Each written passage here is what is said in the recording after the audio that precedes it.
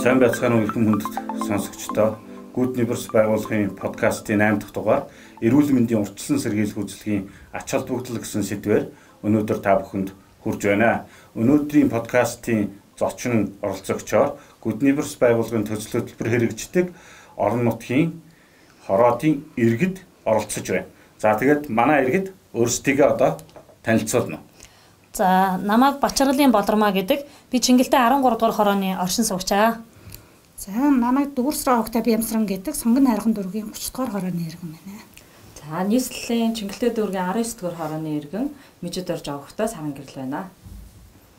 За баярлалаа. За өнөөдөр бид бүхэн урьдчилан сэргийлэх үйлчилгээний ач холбогдлын талаар ярилцах гэж байгаа болохоор хамгийн ихний асуултыг та бүхэнд танаа гэр бүлийн хүрээнд тохиолддог эрүүл мэндийн одоо асуудлууд ямар асуудлууд байна, түүнд ямар хариу арга хэмжээ авч байна та бүхэн энэ талаараа бүгдээрээ сэсгэлээ хуваалцъя. Ерөнхийдөө бол эрүүл мэнд гэх юм бол нийтлэгийн гэх юм бол одоо шүд хүүхдүүдийн шүд тэгээ нэг цахим орчинд одоо нэг цар тахлын үеэр нэг хичээлээ онлайнаар болон бас утсаар ингээд үздэг болохоор бас нүдний хараанд нь ерөнхийдөө айгүй нөлөөлж байгаа. За миний тухайд бол би одоо хүүхдээ аль болох ер нь эрт унтуулаад ер нь цахим орчинд ер нь байлгахыг нэг боддог юм да. Яг тэгэхээр одоо манай том одоо бас хараа айгүй муутай учраас би гичээлийн хийлгээл утсын ер нь өгөхгүй байх арга хэмжээ авдаг. За гэр бүлийн одоо эрүүл мэндийн асуудлын тухай бол миний хувьд бол завгүй гэдэг асуудал гардаг. Яг тэгэхээр нөхөртөөгөө хамт хоёлаа ажиллаа хийгээд ингээ явахаар байнга хүүхдүүдийнхээ хажууд байхгүй. Би энэгээ байнга хараад хянаад ингээд байхгүй учраас мэдээж яг шүдэн дээр л ихэд наад захын те шүдээ яг бүрэнгүүц дугаас дуусч чадж гэнэ үү, орой унтахтаа угааж гэнэ үү, өдөр юм идчихэд араас нь угааж гэнэ үү, ингээ хянаад явах боломжгүй те. Одоо ажил дээр байгаа тохиолдолд хүүхдүүдээ илүү цагаар үзэж гэнэ үү, буруу хооллож гэнэ үү, тэр болгоныг ингээд 100% хянаад явах боломжгүй учраас эрүүл мэндийн асуудал болоод идэг байна. За баярлалаа. Тэгээд хоёрдугаар асуудал бол яг л одоо сая бол бид бүхэн яг гэр бүлийн хүрээнд одоо тохиолддог эрүүл мэндийн асуудлуудын талаар асуулт байсан. Хоёр дахь асуулт бол яг одоо хүүхдүүдийн эрүүл мэнд ямар асуудлууд тулгараад байна танаа хүүхдүүдэд. Үүнээс одоо яаж хариу арга хэмжээ авч байна гэдэг талаар одоо яг хүүхдүүдээрээ онцолж ярил. За ер нь бол одоо шүд айгүй асуудалтай байна. Шүд байна, хараа байна. За хүүхдүүдээ гэдгээд одоо аль болох одоо нэг хүчил ихтэй юм битээ идэхгүй идээч гэж би их гуйдаг л да. Ер нь хоёр хүчил ихтэй юм битээ идээж, дэлгүүр хоршооноос юм авч идэхдээ он сарын сайн харж байгаач. Тэгэл ер нь бол одоо шүд байна. Одоо ингээл хүдний үйлрэл ирж байгаа учраас утаа эхэлж гин хүдний үйлрэл ирж байгаа учраас хоолоо. Тэгэл энэ цар дахал ганц хоолойчихгүй ер нь тэгэл одоо амьсгалын замын аягүй тийм одоо амьсгаа боосон, давчицсан тийм асуудууд бас одоо ерөнхийдөө эхэлж штэ. Ер нь хүүтрээд ирэхэд нэг хүүхдүүд нэг гамритантай болох ч юм уу, тий харшилтай болох ч юм уу, ер нь давхар янз янзын тиймэрхүү асуудлууд ер нь их гарч байгаа. Тий яг зөв. Яг харшлын үүднээс их юм бол саяхан л би өөрөө харшилгүй байсан те. Миний хүүхдүүд бүгдээрээ харшилгүй байсан бол ерөөсөө яг агаар амхирдaltaй, тоосчлттай энэ бүхтэй л холбоотой бид нар ингээд дараалаад бүгдээрээ харшилтай болж байгаа. Харшилч өөрөө болохоор нэг юмны харшилтай болчоор ингээд цаашаа улам нэмэгдээд явд юм байна л та. Энэ нөгөөдөр айгүй хүнд байна. Тэгээ дээрэс нь ерөөсөө цэвэр дархлаатай нь холбоотой гэж би бодож байгаа. Тэгээд яг сүүлийн 2 жилд бол бид нар яг ковидтай холбоотойгоор бол хүүхдүүд айгүй өвчл төрөгчийн дутагдалд орж байна.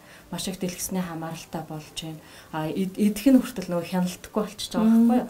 Яг ингээд айгүй аппетиттай болдог ч юм уу. Сар тахлын үед одоо хүүхдүүдээ хэрхэн хамгаалж байна? Энэ талаар та бүхэн сэтгэлээ хуваалцаач. Би бол ерөнхийдөө 7 хоногт ерөөсөө нэг удаа заавал ер нь бол агаар салгиндгаар одоо Чингэлтэй хайрхан лууга гардаг ч юм уу гэр бүлэрээ эсвэл заавал гэр бүлэрийнх нь нөхөр маань хэрэг ажилтаа байх юм бол найзуудаараа ч юм уу агаар заавал нэг удаа гаргадаг байхгүй ерөнхийдөө бол тэгээд шүүд амын угаан маскын цаг тутамд нь ерөнхийдөө солино цүнхэндээ бүгдээрээ нэг цасдаг тиймэрхүү саниталтай ной дунхуу ураас аль пийтэгтэй тэгээд ерөөсө бүхэл боломжоор нь гэдэг эрүүл мэнд талаас нь цэвэрхэн талаас нь хангаж өгдөг. Ер нь тийм. Миний ч гэсэн одоо тийм л байна. Бид манай хүн бид хоёр хоёулаа нэгдэг өдөр амардаг ажилтай учраас 2 хүүхдээ ер нь хоёулаа нэг одоо 1-7 хоног цахимаар 1-7 хоног нөгөө онлайнаар орж байгаа болохоор 1-7 хоногт нь заавал авч гардаг. Одоо хаашаа гарах за хитрэг уг нь тэрэлж рүү гардаг. Тэрэлж холдоод байвал ингээл одоо энэ аршаан энэ одоо баян шүү зүүн салааны аршаан аль болох нэг жоохон зурцсан нэг утаснаас нь холдоход нэг жоохон агаар амьсгалаад өгөөч, жоохон гүүгээд өгөөч. Одоо гүйж чадхаа байсан мэт хүүхдүүд жоохон гүн гүйтэл ерөөсөө амар амьсгааддаг. Тийм болчиход байх шиг юм. Ер нь сүлээ юу гэдэг. Яг цар тахлын хувьд бол нөгөө хамгийн анхан шатны сэргийлэх юм те маска зүүх гараа угаах энийг л аль болох дадлуулах гэж л гэр бүлээрээ үзэж байгаа. Тэгээ одоо ингээд нөгөө дадал болоод ирж байгаа нэг хөөрхөн юм нь юу гэхээр манай хүү одоо 6 настай. Ерөөсөө бидний ингээ юмд хүрхэл юм бол ээж та гараа угаа. Ана та гараа угаахгүй бол ууралдаг те. Тэгээд дээрэс нь маск хүртэл ингээд заримдаа ингээд хурдан алхахлаар амьсгаатаад ингээд бөхчмөлдөж шүү. Тэгвэл хөнгөө газар маска доошлуулаад жоохон ингээд явж байгаа манай том охин ч юм уу манай хүү ч юм уу маска зүгээч гээд загнадаг болсон. Тэдний хувьд бол ингээ хөвшил олоо явчихж байгаа байхгүй. Хамгийн анхан шатны нөгөө хамгаалах юм л ерөөсөө энэ болчиход байна. Ерөөдөө гараа угаагаа сурчиж хүүхдээ гар зорж ирээ гараа сайхан угааж ийн. Маскыг бол одоо яг сургуулийн насны ер нь гадуур цэцэрлэгт явдаг хүүхдүүд ерөнхийдөө зүгээс сурцсан байна. Аюулгүй сайн сурцсан. Манай 2 настай хүүхд түр гардаг. Надаас илүү л зүгээд байх шиг байна юу? Байнга маска зүүн. Тийм байна. Тэгэхээр ерөнхийдөө нийгмээрээ бид бүхэн энийг бол бүр дадал хэвшил болоод сурчлаа. Тэгэхээр бас нэг давуу тал нь одоо үүнийг дагаад бас мэрэгжилтэнгүүдийн ярьж байгааг сонссон нөгөө ханиад том ууч гэсэн бас баг байна гэсэн ийм мэдээ юмнууд гарч илээ. Тэгэхээр бол энэ бол бас нэлийн ач холбогдолтой зүйл байна. Гэхдээ хүүхдүүдээ бид нар бас яг энэ дадал хэвшил сургаад сайн хамгаалж байгаа нь сайн хэрэг юм аа. За 3-д бол бид бүхэн 3 дугаар асуудлыг ямар асуултаар эхлүүлэх вэ гэхээр хүүхэд одоо ямар нэгэн халдварт юм уу халдварт тус өвчнөөр өвддөг. За энэ өвдсөн нөхцөлд ер нь эцэг эхчүүд та бүхэн бид бүхэн ямар хариу арга хэмжээ авдаг юм бол хамгийн түрүүнд энэ талаар ярилцъя. Манайх бол ерөнхийдөө яг ямар юу нь яг өвдсөн мэн нэглээд оншийн нэглэг өдрө тодорхойлт тэгээд чадхаараа бүгд нь ардын болон уламжлалт тиймэрхүү аргуудыг авна. Тэгээ болохгүй 103-аас зөвлөгөө авна.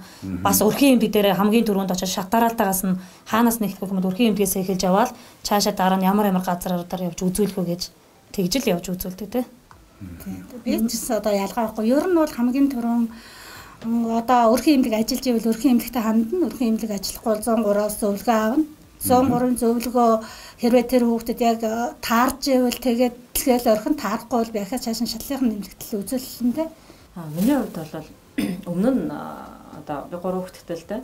Өмнө нь хүүхд өвдөхөөр аль болох уламжлалт арга цаа ингээл чүнүүлж муулгаш хэрэглэх барих гэл тиймэрхүү одоо өөртөөхөө санаагаар хамаагүй эмчилчих гээл үзээд идэг байсан.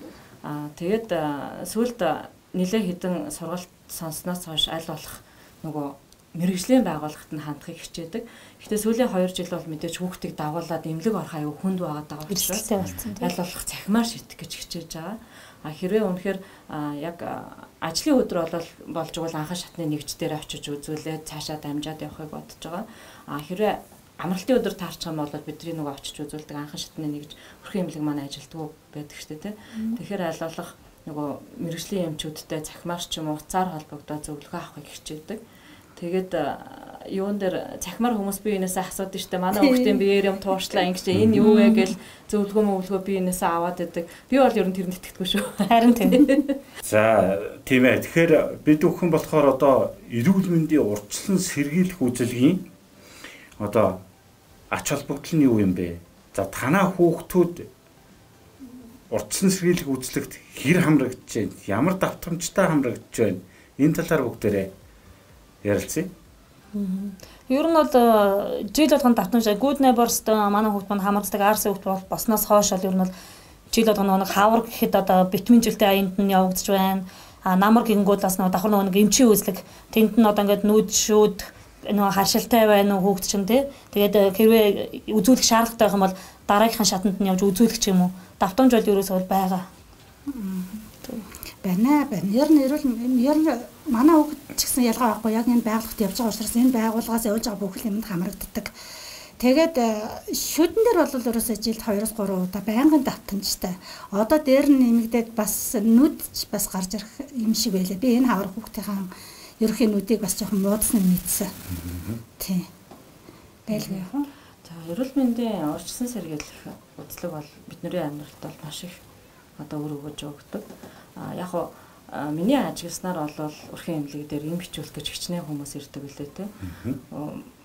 11 сарын 1-нд ингээд эм бичиж эхэлнэ гэхэд өмнөх өдрүүдэд нь хүмүүс ирэл нэмээ бичүүлэх гэсэн ингээд ирдэг. Тэгээд магадгүй энэ эрүүл мэндийн урьдчилан сэргийлэх үзлэгийг тогтмол хийлгдэг байснараа 50 жилийн дараа миний хүүхд тэнд эм бичүүлэхгүй зогсож явах боломжтой гэж би харж байгаа. Яагаад тэгэхээр нөгөө альва юм чинь араас нь хөөх биш те нэргсэн хойно нь хашгирав биш. Урьдчил сэргийлжээж бид нар асар их юмнаас сэргийлэх ёстой. За тэгээд яг Гүдний Борс олон сайн байгууллагын одоо урьдчилан сэргийлэх үзлэгч жилдээ нэг удаа одоо үзүүлээд явхад биднэрт бол асар их цаг хугацаа хэмнэдэг. Хэрвээ би эмнэлгээр явах юм бол те анхан шатны нэгжээс үзүүлээд бичгээ аваад дахиад дараагийн юм дээр нь очиод цагаа аваад өнөөдрийн цаг байхгүй бол маргааш нөгөөдөр гэдэг ингээд нөгөө төрөл ангиллал олгоноороо явхаар би магадгүй 7-аас 14 хоног явна. Миний 7-аас 14 хоногийн тэр явах цаг хугацаа хинч буцааж надад нөхөж өгөхгүй. Тэр хугацаанд би одоо магадгүй хүчний төгрөгийн орлого орж амьдралдаа нэмэр болох хэрэгтэй байдیں۔ Тэ тэр болгоныгаа алдна. Тэгээд магадгүй надаас өргөчнөө олон ээж аваад тэрнээс болоод хүүхдээ үзүүлж чадахгүй явж байгаа. Нөгөө төгөр бид нар бас маш их азтай эцэг эхчүүд гэж би бодож байна. За та бүхэн сая зөвхөн нөгөө Гүдний Борс байгууллагаас жил болгон зохион байгуулдаг урьдчилан сэргийлэх үзлэгийн талаар ярьлаа. Тэгэхээр би энэтэй холбоотой бас мэдээллийг жаахан хуваалцъя. Тэгэхээр Гүдний Борс байгууллага бол жил бүр нэг 10,000 гаруй хүүхдүүдийг эрүүл мэндийн урьдчилан сэргийлэх үзлэгт хамруулдаг байгаа. Тэгээд энэ хамруулад байгаа гол зорилго нь болвол мөн л нөгөө эцэг эхчүүдтэйгээ адилхан хүүхдүүдийг аль болох өвдөхөөс нь өмнө нөгөө даамжрахаас нь өвдсөн байлаа гэхэд даамжрахаас нь өмнө одоо олж тогтоож онцлох. За түүний дагуу хариу арга хэмжээг авах ийм зорилготой хүүхдүүдийнхээ эрүүл мэнд чиглэсэн үйл ажиллагааны нэг хэсэг байгаа. Гүдний Борс байгууллагаас бас яг энэ шүдтэй холбоотой ийм хүүхдүүдийн нийтлэг өвчлөлттэй холбоотой миний хөөрхөн шүдний аялал гэдэг ийм хөтөлбөр хэрэгжиж байгаа. Энэ хөтөлбөрийн хүрээнд болохоор ингээд 1-ээс 10 хүртэлх ийм цуврал хүүхдүүдийн зурагтай ийм комик ном гарсан байгаа. Тэгээд энэ дээр бол нь одоо хүүхдүүд шүдэ хэрхэн хамгаалах, урьдчилан сэргийлэх шүдэ өвдөхөөс тийм ээ. Ийм дадал хэвшил мэдлэгийг олж авах ийм ач холбогдолтой ийм ном байгаа. За энэ номны дагуу бас хөлөг тоглоом байгаа. Тэгээд хөлөг тоглоом нь болохоор яадаг хүүхдэр ингээд картта хариултын ном нь энэ байгаа. Тэгэхээр энэ дээр бүх одоо тэр шооны нөгөө буудлын одоо тооны юунууд байж байгаа. Тэгэхээр энэ хүүхэд одоо 1-ийн тоон дээр 10-ын тоон дээр буулаа гэхэд 10-ын тоон дээр ямар асуулт байна уу? Тэр асуултанда хариулээд тэгээ хариулж чадвал цаашаага нүүн хариулж чадахгүй бол нөгөө та битгий уурал гэдэг шиг өнжин. Гэт ингээд тоглох явцдаа нөгөө эрүүл мэндийн зөв дадал хэмжээлтийг одоо яг мэдлэг авах ийм ач холбогдолтой ийм хөтөлбөр байгаа. Миний хөөрхөн шүдний аялал гэдэг. Эрүүл мэндийн даатгалыг бол төрөөс хариуцдаг хүүхдийнхийг. Тэгэхээр бид бүхэн яг энэ төрөөс хариуцж байгаа эрүүл мэндийн даатгалыг хэрхэн зөв зөвтэй ашиглаж байна вэ? Үүгээр дамжуулаад бид бүхэн хүүхдийнхээ эрүүл мэндийг хамгаалах боломжтой юу? Эцэг эхчүүд ашиглах боломжтой юу? Яагаад ашиглахгүй байгаа бол яагаад ашиглахгүй байгаа гэдэг талаар бүгдээр нэг сэтгэлдээ хуваалцъя. Ер нь яг эрүүл мэндийн даатгалыг яг бүрэн утгаар нь бол ашиглаж чадвал хэрэгтэй, хамгийн хэрэгтэй. Даанч ашиглаж чаддаггүй. Яагаад тэгэхээр одоо за өрхийн хамгийн их ашигладаг газар өрхийн эмнэлэг гэж би боддог. Би өөрөө өрхийн эмнэлэг дээр л авч тэрийг явтргаар хөнгөлтэй эмээ авч ийн, хүүхдтэй үзүүлж ийн, өөрөөгөө ч бас үзүүлж ийн. За өшөө цаашаа өрхийн эмнэлгээс даваад явхаар л ерөөсөө нөгөө цаг цаг гэж юм ерөөсөө өнөөдөр гэж ерөөсөө байдгүй. Өнөөдөр ингээд цаг очиод авъя. Ингээл 7-д очиод ойрлоод авъя гэхэр маргааш хамгийн ойрхон маргааш. За эсвэл сарын дараа тэгжсэн 10 хоногийн дараа. Тэгэл нөгөө нэг яг тэр тухай үед нь одоо ямар нэгэн асуудал гараад үзүүлж чаддаг. За болий. За дараа дахиад цаг авах ажил гардаг. Ерөөсөө эрүүл мэндийн даатгалыг уг нь буруу утгаар нь ашиглал хамгийн хэрэгтэй. Бас эдийн засаг, эрүүл мэнд ер нь аль ч тал дээр хамгийн чухал гэж би боддог л доо. Ерөөсөө эрүүл мэндийн даатгалыг бид нар ашиглаж чадахгүй байгаагийн хамгийн том юу бол мэдлэг мэдээлэл дутуу байгаа гэх байгаад байна. Тэгээ магадгүй бид нар өөрсдөөсөө ч олддог байж магадгүй те одоо захим одоо систем хөгжиж байгаа учраас эрүүл мэндийн даатгалын хуулиа бид нар татаад уншчих боломжтой те магадгүй ойлгохгүй бол мэдээлэл зөвлөгөө авах газар руу нуцаар яриад авах боломжтой байгаа. Нөгөө тэгвэр бас яг тэрийг хэрэгжүүлж байгаа хүмүүс маань иргэдтэй мэдээлэл дутуу өгöd байна гэж би харж байгаа. Мэдээлэл байхгүй учраас би өнөөдөр хэдэн төгрөгийн үйлчилгээ авах боломжтой. Аль эмнэлгүүд дээр хувийн эмнэлгүүд хүртэл үн төлбөргүй үзээд эхэлсэн байгаа те аль эмнэлгүүд нь ямар ангиллаар бид нарыг одоо үн төлбөргүй үзээд онцлоод хаалгаа нь хийх ёстой, урьдчилан сэргийлэх үзлэг хийх ёстой. Тэрийг мэдэхгүй байгаа учраас бид нар ингээд яг нөгөө бөөгнөрлөө өсгөөл явж байгаа. Good Neighbors байгууллагын 10,000 гаруй хүүхдэд одоо үзлэг онцлогоо хийхэд гарч ирж байгаа тэр эмчнэрийн дүгнэлт тайлан харахад ер нь зонхилж байгаа өвчин бол та бүхний яриад байгаа тэр өвчлөлүүд харагдаад байгаа юм.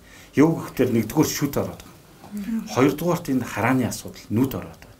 За гуравдугаарт тэр чих тэр дунд чихний өрөвсөл гэдэг ийм өрөвслийн одоо өвчлөлүүд нь нийтлэг одоо тохиолдол байна гэж гарч ирээд байгаа. Тэгэхээр энэний талаар бид бүхэн ярилцсан учраас хүүхдүүдийн дунд зовклоод байгаа энэ өвчлөлт саяын энэ ээжийн ярьдаг шиг яг хүүхдүүдтэй бид бүхэн эцэг эхчүүд одоо яаж үүнийг ойлгуулж хамтарч ажиллаж урьдчилан сэргийлж болох вэ? Ерөөсөө дадал зуршлыг бид нар өөрсдөө суулгаагүй ч хүүхдэд суулгаж чаддаг. Тэр хүүхд бол ерөөсөө том хүний тол. Өнөөдөр миний юу хийж байгааг харсан хүүхэд маргааш юм. Тийм учраас аль болох нөгөө эрүүл амьдралын хэм маягийг би өөрөө те эцэг их нь өөрөө өөрчлөлтийг өөрөөсөө л гэсэн багасаа өсгөхдөл яг зэрэгцүүлээл нөгөө дадлаа ингээл хамт хийгээл өөрөө чадахгүйсэн ч хичээгээл байх юм бол хүүхэд дагаал дадал болно гэж бодож байгаа. Тэгэд шүдний хувьд бол бас нэг юм байна. Бид нар одоо нөгөө нэлээд хэдэн жилийн өмнө бас яригчл байсан шүү дээ те. Одоо амнаас амны хооронд дамжуулж хооллох. Энэ ч бас шүдэнд айгүй том асуудал байхгүй. Одоо хуучин хүмүүс аяг их тэгдэгсэн шүү дээ. Амандаа ингээл багдаал бантангийн ингэж амсаж үзэл ингээл өгдөг. Энийгээ болоогүй маш олон хүмүүс байна. Тэр одоо адгийн наатлын илгэний БЦ вирусыг аавна одоо нөгөө шүдтэй холбоотой бүхэл өвчнгийг хүүхдтэй л дамжуулж байгаа байхгүй. Ер нь ихэнх өвчний одоо ихэнх хувь нь шүдний амны өндийн эрүүл ахуйгаас хамарж байна л гэдэг эмчнэр яриад байдаг. Энийг бол би үнэн гэж бодож байгаа. Тэгээ мэдээж эрүүл шүдээр бид нар юм зажилж идэж залгижээж эрүүл хотоодонд орно л гэж би бодоод байгаа юм. Ер нь бол тэгээд ёстой л үнэн те. Хүүхдийг ерөөсө багасаа баг гидсэнд байхаас нь нөгөө зөөхөн юунд сургана гэхчээр нэгэнт ингээд одоо манай хоёр бол том болцсон л да. Баг нь 8 дахь анги гэдэг чинь. Тэгээд нэгэнт ингээд нөгөө нэг том болцсон хүүхдүүдтэй тэгж харьцна гэдэг бас тийм амаргүй юм байна. Энэ хөрөөлөн буу орчин бас нөлөөж байна. Тэгэхээр нэлээд чухал зүйлүүдээр өнөөдөр бүгдээрээ ярилцлаа. Хамгийн сүүлд дүгнээд хэлэхэд нэгдүгээрт бол бүгдээрээ үлгэрлэн дуурайж одоо дагуулж өөртөөсөө эхлээд хүүхдтэй одоо дамжуулаад үлгэрлэн дуурайх хэрэгтэй гэсэн санаа. За хоёрдугаарх нь бол бүр одоо багаас нь одоо зөв дадал хөвшил эзэмшүүлээ. Том болцсон хүн нь бол одоо ингээд бас хүмүүжүүлэхэд бас бэрх байна гэд. Саяны дүгнэлтэн дээр нэмээд хэлэхэд бол бусдад бид нар өөрсдөө амьдралыг бусдын гарт даатгаад байдаг байгаа байхгүй юу? Ингээл явж байгаа л өвдөл намайг юм чимчилж чинь. Ямар нэг юм бол цагдаа хамгаална ч юм уу те. Гэтэл бүх юмн дээр бид нар өөрөө төлөв байх хэвээр. Хэрвээ би өөрийнхөө төлөв байгаад би өөрийнхөө эрүүл мэндэд анхаарад мэдлэгээ дэвшүүлээд ингэ явах юм бол миний хүүхэд бас өөрийнхөө гарт өөрийнхөө эрүүл мэндийг хатгаад явна. Би тийхгүй өөрийнхөө одоо эрүүл мэндийг бусдын гарт даатгаад явах юм бол миний хүүхэд миний араас л орно. Тэгэхээр угаасаа л нөгөө ингээд яг нөгөө багасаа үзээд өссөн юм аа л дамжих учраас юун түрүү бид нар өөртөөсөө л эхлэх хэрэгтэй болчихж байгаа байхгүй. Би ч гэсэн одоо нөгөө эрүүл хооллох гол амир хичээдэг, хоолны аппетиттай. Аль болох эрүүл хооллох гэж хичээгээл нөгөө хүүхдүүдэд болж өгвөл эрүүл ногоо могоороо илүү идүүлж яачгаад одоо сүүлийн идж байгаа чихрийн хүртэл чихэр идэх шаардлагатай бол авьяастай чихэр авч өгөх ч юм уу гэх мэтчлэн арай өөр юмар солиод эхэлж байгаа байхгүй. Тэгэхээр нөхөө эхлээд өөрөөсөө эхлээд би эрүүлж хүүхэд эрүүл байна гэдгийг л бас нөгөөтэйгэр эцэг эхчүүд ойлгох хэрэгтэй мэн гэж бодоод байна. За яг үнэн тийм ээ.